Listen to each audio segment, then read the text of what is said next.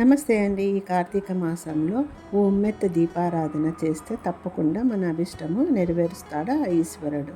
చూస్తున్నారు కదా, ఇలా మనకి ఉమ్మెత్తకాయలను తీసుకొని కట్ చేసి సీడ్స్ తీసేసి దానిలో నువ్వుల నూనె వేసి దీపారాధన చేయడమే అన్నమాట. ఇప్పుడు దీపాంజలిలో ఉమ్మెత్తకాయలు ఉంచి నువ్వుల నూనె వేసి 2 ఒత్తులు ఒక దానిలో 2 ఒత్తులు ఒక దానిలో వేసి పసుపు కుంకాలు మనం సమర్పించి ధూపదీప నైవేద్య తాంబూలాలు సమర్పించి ఈశ్వరునికి మనకు కోరికలు ఈశ్వరుని ముందు ఉంచి న్యాయబద్ధమైన కోరికలు భక్తి శ్రద్ధలతో మనం వేడుకుంటే తప్పకుండా ఆ ఈశ్వరుడు మనకి నెరవేరుస్తాడనమాట. మీ అభీష్టం నెరవేరాలంటే ఇలా దీపారాధన ఉమ్మెత్త దీపారాధన చేసి అందరూ మంచిగా ఉండాలని ఆ ఈశ్వరుని ప్రార్థిస్తున్నాను. ఓం నమఃశివాయ.